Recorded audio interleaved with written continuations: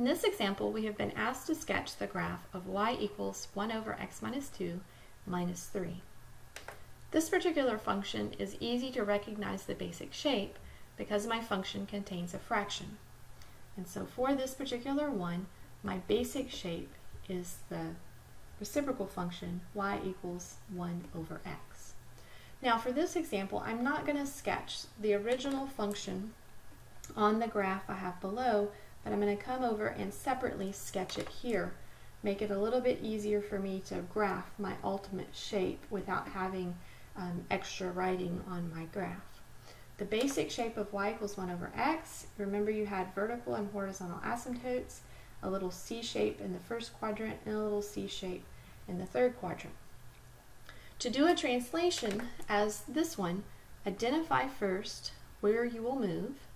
In other words, I have a minus 3 on the outside of my function. That will mean I will go down 3 units. And then I have a minus 2 on the inside of my function. That would actually mean that I go right 2 units. Notice that in the basic shape that my vertical and horizontal axes intersect at the point 0, 0. And so if I take that intersection point 0, 0 of my asymptotes and I move it down 3 and right 2, then that would be the intersection points of my new asymptotes. So I would want to go down 1, 2, 3 and right 2. So that particular location would be where my horizontal, mostly horizontal, and vertical asymptotes meet.